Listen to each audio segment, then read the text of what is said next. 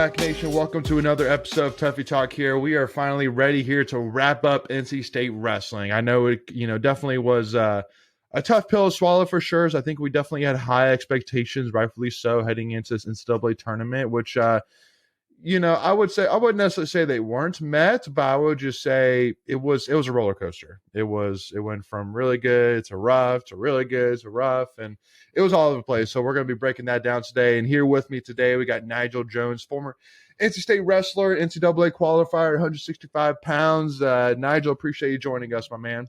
Yeah, thanks for having me again. Absolutely, yeah. For those that may recognize him or don't, we actually had him on when we did our watch party for the Virginia Tech wrestling match. And one of the things that still stands out to me, which, Nigel, we'll kind of try and do this kind of class by class-ish, but still one quote that stands out to me is during the Bryce Andoni and Ed Scott match, how, there was probably 20 points scored in the first period alone. And, and me, I was sitting there going, man, this is odd. Like, what's going on with Ed here? But your quote was, this is a Scott Andonian match. This is a back and forth, offense all over the place match. And, definitely, talking about NCAA championships alone, they faced obviously in the consolations and Ed Scott. I mean, it was a pretty low scoring match. I think it was 7-7 which for Ed Scott for them, yeah, it's pretty low. And so, but for Ed Scott to break through and get that win over Andonian, who a lot of people had circled as kind of a dark horse at the 157 weight class. I mean, I think that's huge momentum heading into next season. I know obviously it didn't quite end, I'm sure, as Ed Scott wanted to, where he basically got fifth place because of a injury forfeit. And so obviously I'm sure he would have loved to have won actually, with his hand raised instead of by default. But, what's your kind of, thoughts in terms of, I mean, was because I even got to go ahead and give you props too, because you texted us saying Ed Scott was going to have his redemption today. Today is going to establish his legacy. And I tweeted afterwards saying that 100% happened, winning 5 matches in one day, all against really tough opponents, fighting uphill, and getting a pin over Andonian. Dude, what a day for Ed Scott. Yeah.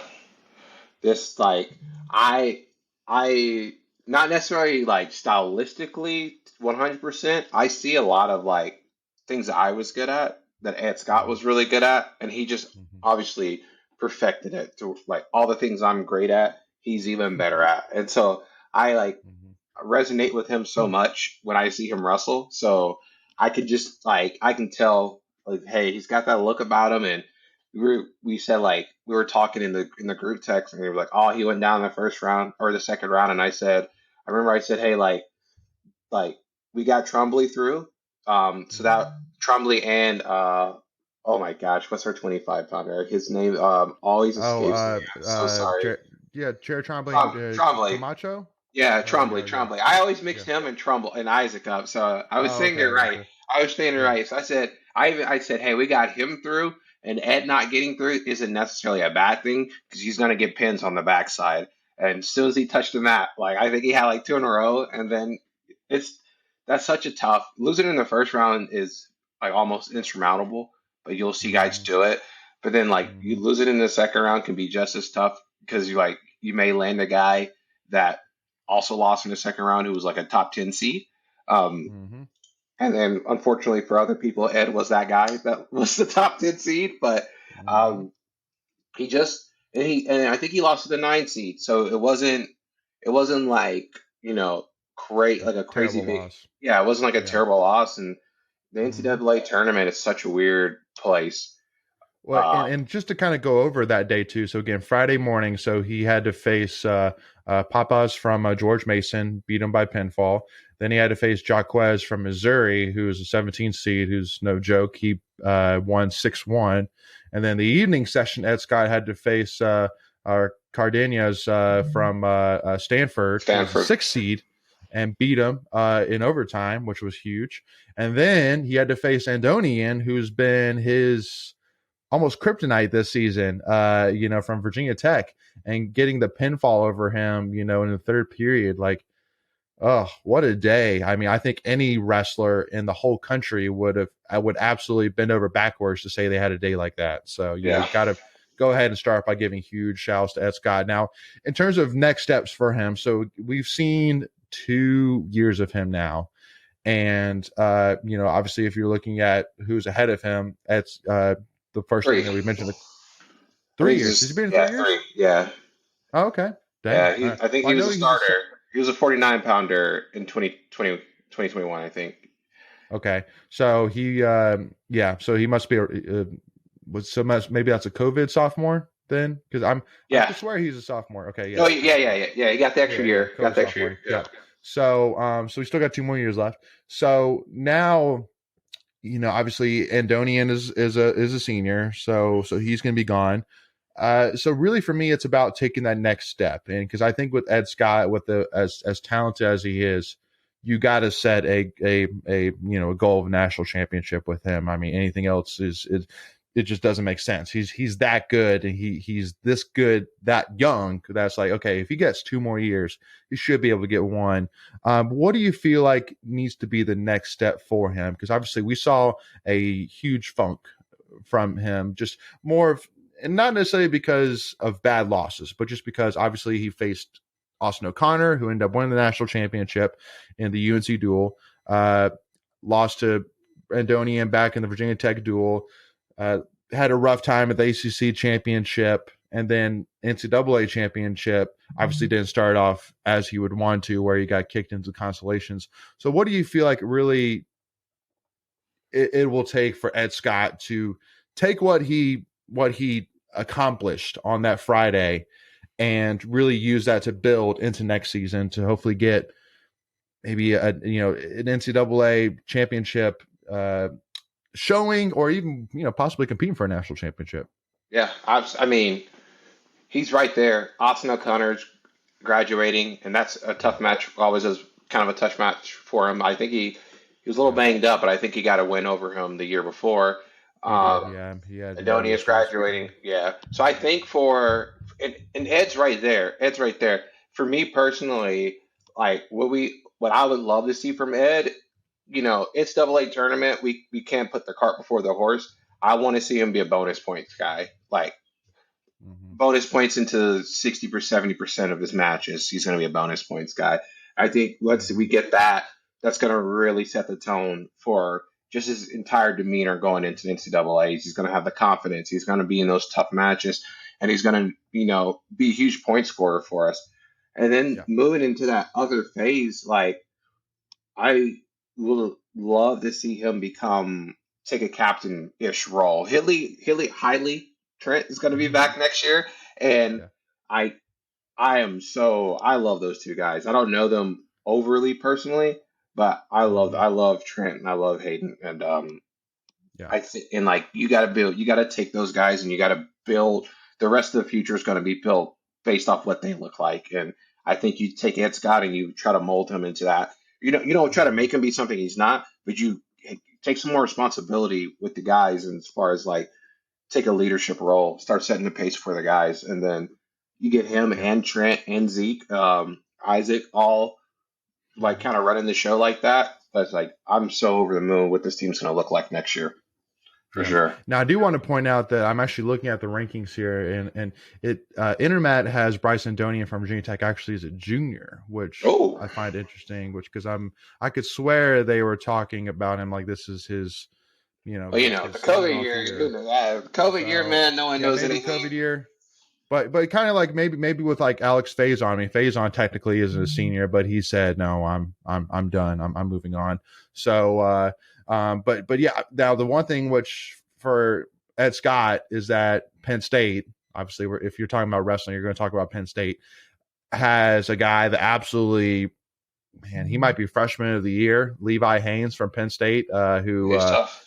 won the Big Ten championship, made it to Yeah, the NCAA championship match against Austin O'Connor he as was a a high true schooler. freshman. Yeah, he was a high Like, schooler last year. that's crazy.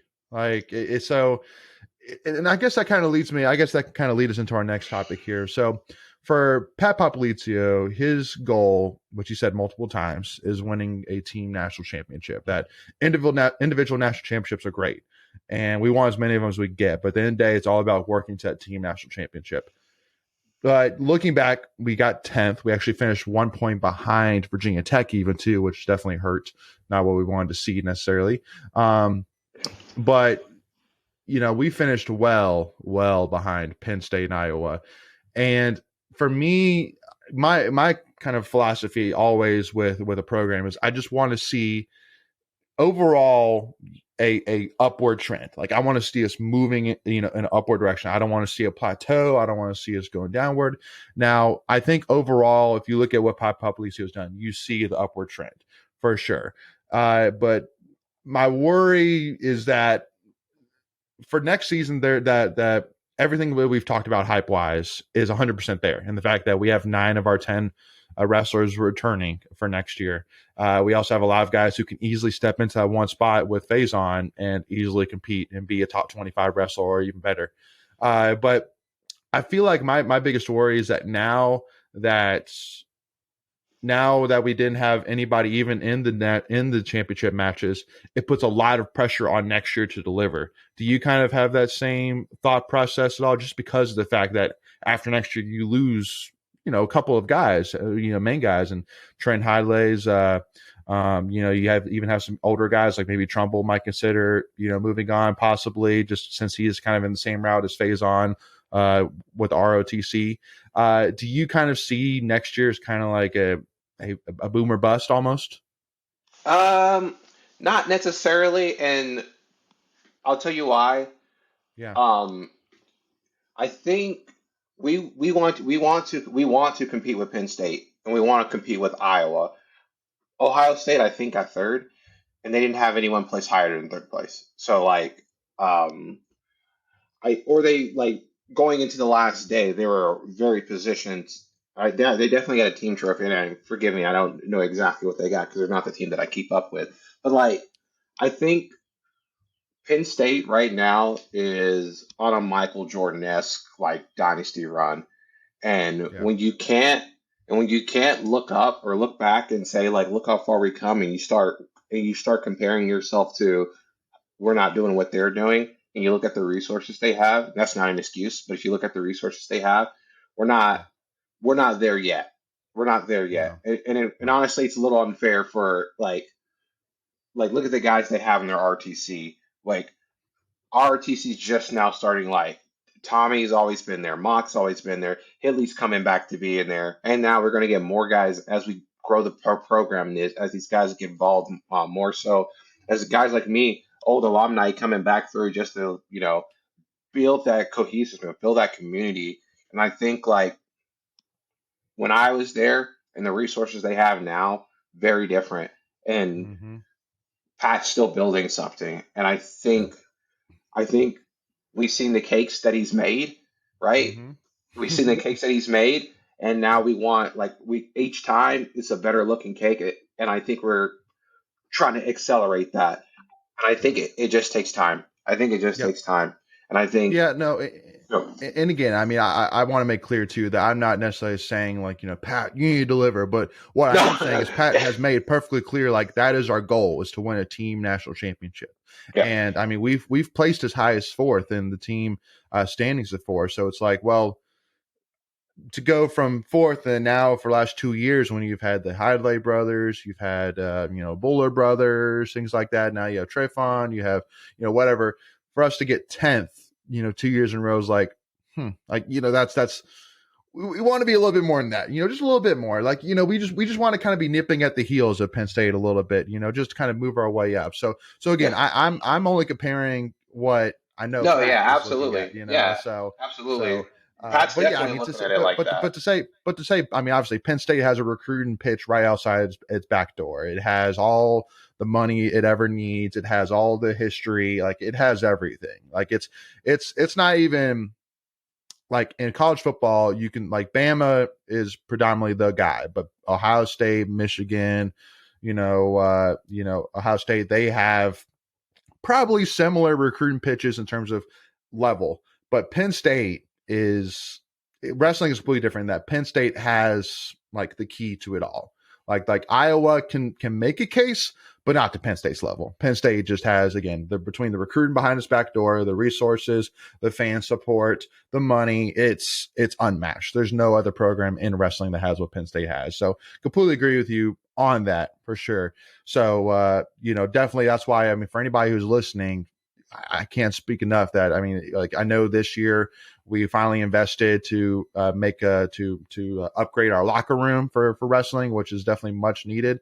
But we need more than that. We need all the help that you can give us. If you're listening or watching us right now, please support. And it 100% you will get a return on your investment. I can guarantee you that, between Papalizia, Adam Hall, Kevin Jack, and Timmy McCall, all those guys, they will give you a return on your investment, guaranteed. Yeah. I mean, yeah. So, yep. Ditto. Sounds good. Yeah. So now I want to kind of talk a little bit about, kind of touch on a couple of wrestlers here. So Owen Trefon, for me, I felt like he did what I expected him to. Definitely wasn't really thrilled with his loss to Elon against Missouri. Elam against from Missouri. Definitely, wish he could have squeaked that one out just to get a shot against Hendrickson from Air Force. But I mean, other than that, I would say, a solid overall tournament. Wish he would have even maybe done a little bit more in the Constellations bout. But if ifs and buts were candy and nuts, well, it is what it is. But I think at the end of the day, I still have to sit here and go, listen, this guy's a sophomore.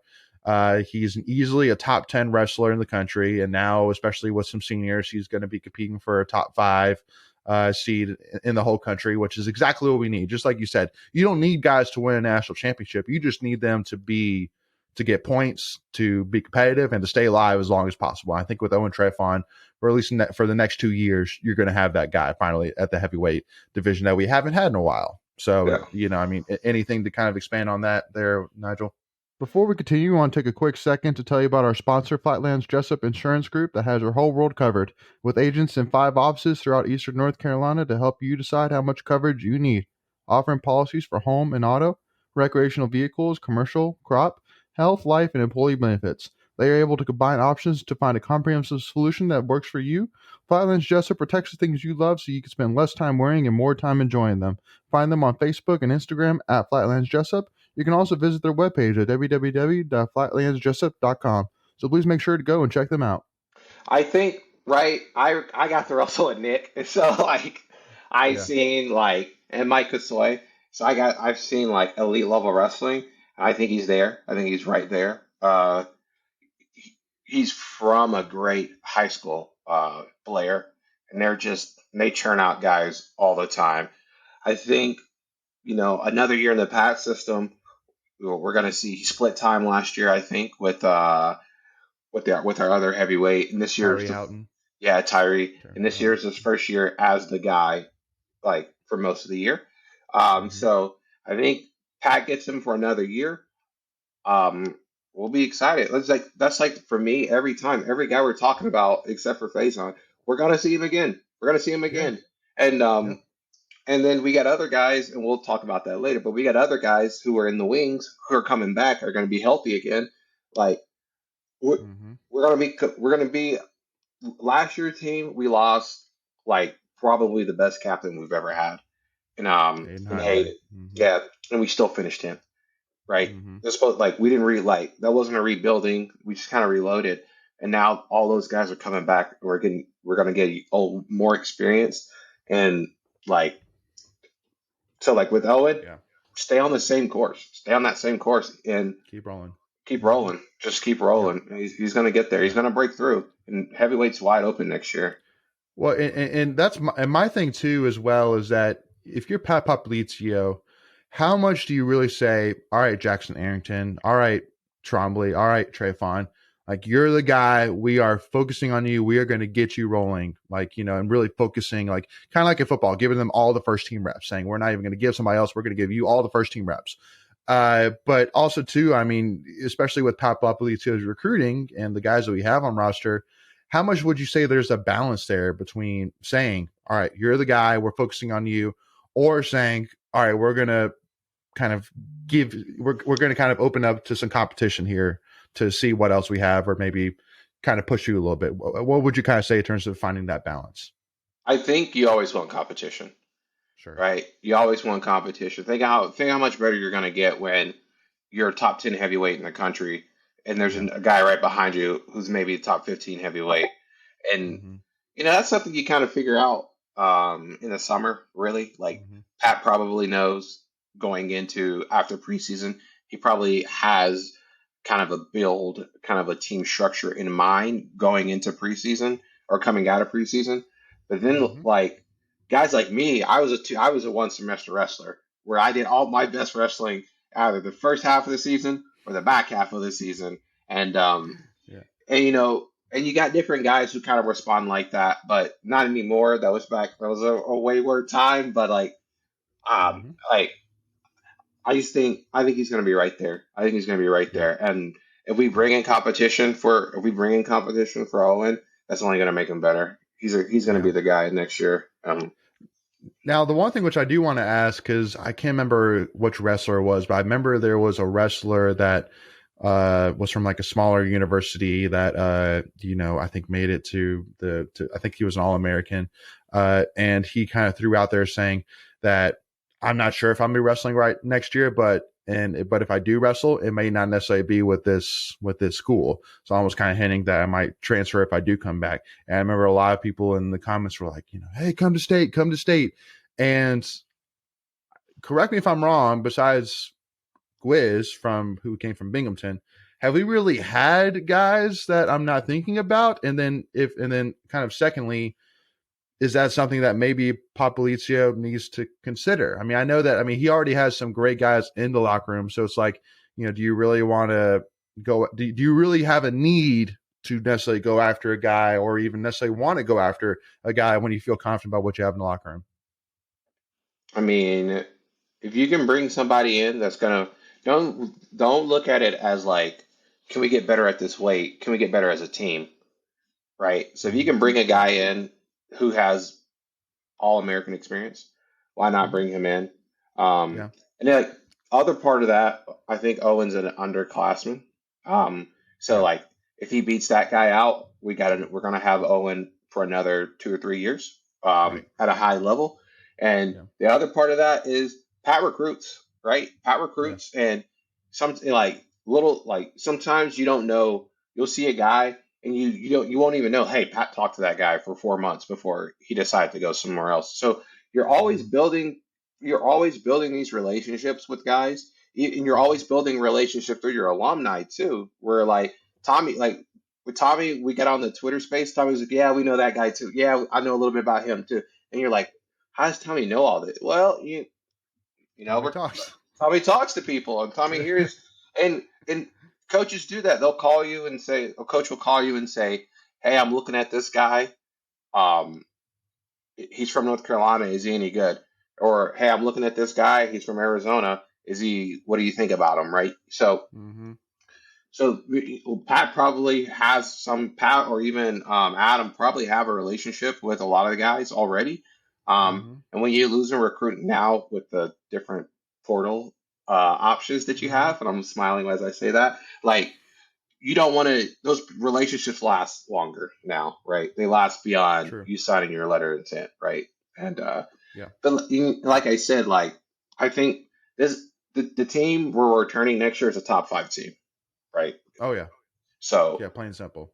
plain and Yeah. simple. And That's if we easy. get, and again, like I said, don't look at the weights. Look I would who say makes our guy better. if we're not three, I'm kind of scratching my head a little bit, honestly. Just because of the fact that we were number Right. three before the tournament started, and then now you're bringing pretty much everybody back. So it's like, and then because I know if you look at the guys that finished ahead of us, even in the tournament, whether it's Cornell, obviously Yanni's gone, and then et cetera, et cetera. So, but again, I'm scratching my head, but I'm not saying like, what? We're not three. That's crazy. But I think now if we're not top five, then I'll be like, what? Like, how can we not be top five? So yeah. Now another weight class I want to jump to kind of wrap up part one here is 125. You kind of mentioned earlier about Trombley.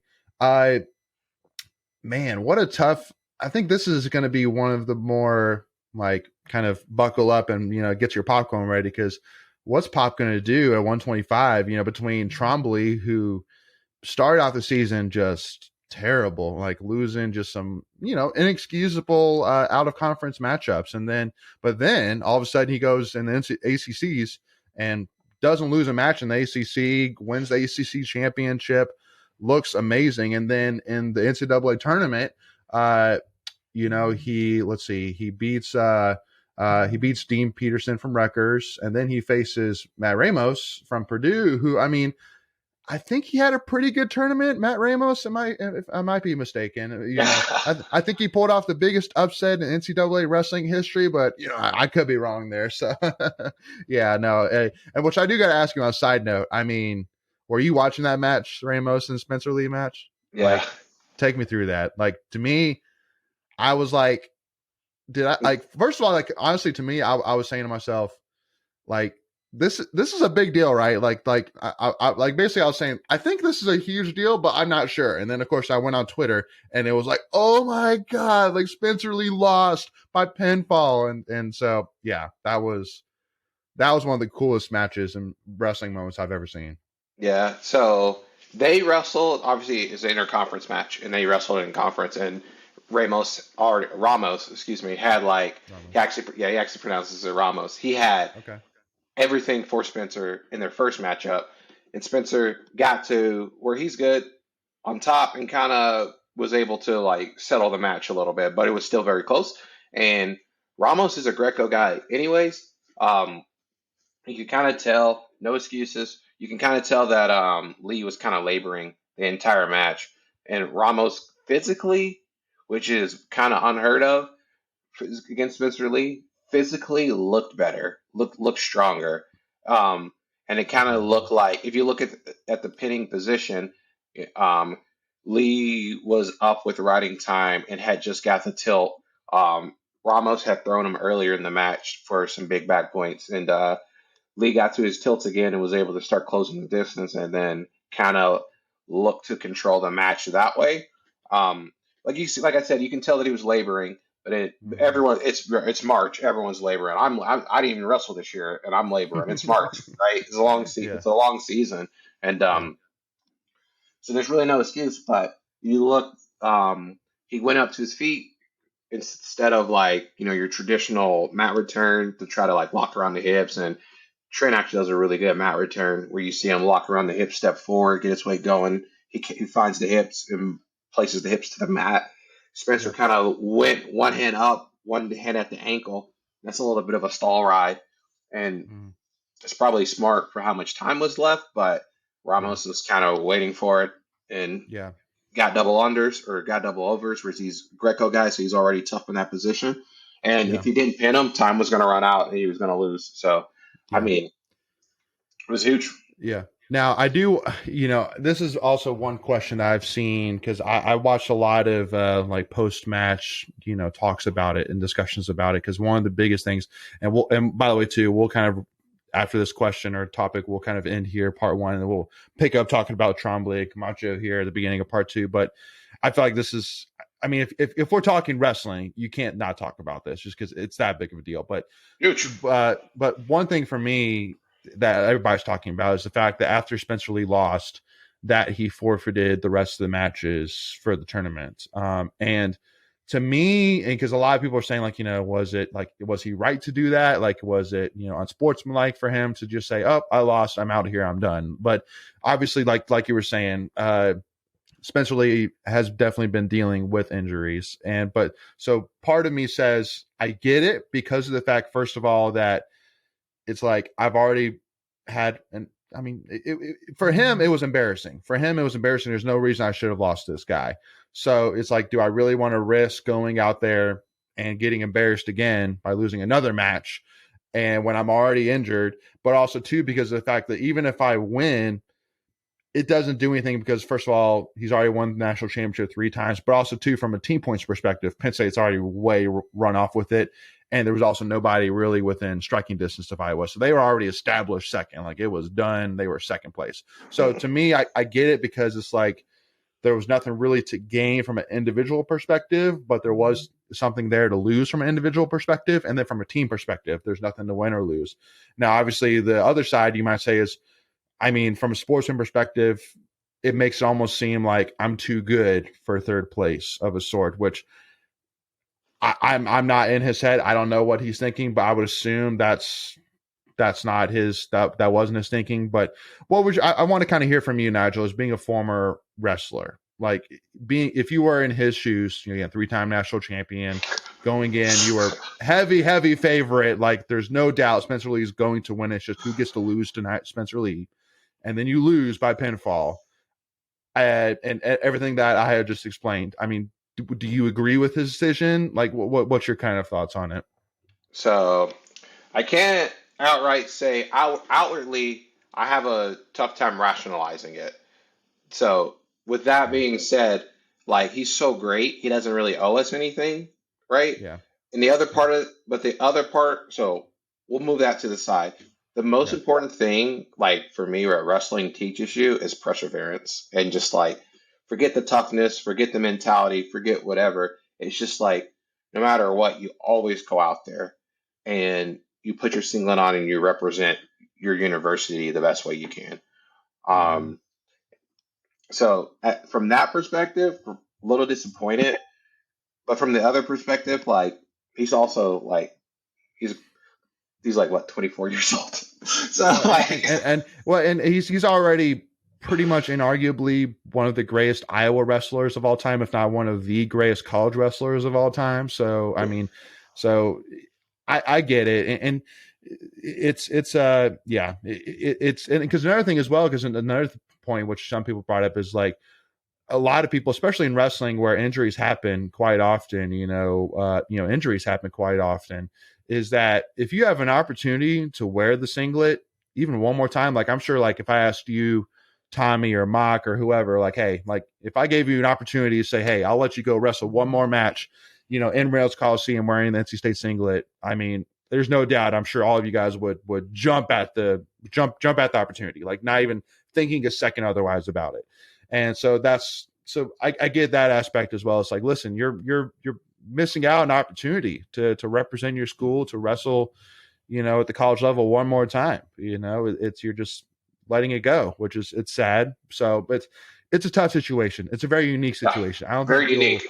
Yeah, I don't think you'll ever have that. I don't think Yeah. many people will have the opportunity, come up again. So, Yeah. anyway, but all right, y'all. So with that being said, we're gonna pause right there. We're gonna pick up talking about Trombley and Camacho here in part 2 here. Make sure, again, if you haven't already, go ahead and hit that subscribe button, hit that notification bell so you don't miss out on any new NC State Tuffy Talk content. And if you love NC State wrestling, please let us know in the comments who has been your most surprising wrestler this year. Who's your favorite wrestler? Those two questions specifically. Who are you most impressed with, and who is your favorite? Let us know that in the comments. And if you love NC State wrestling, hit that like button and give us a follow. Tuffy Talk now on Twitter and Instagram. We'll see y'all for part 2. As always, go Pack, y'all.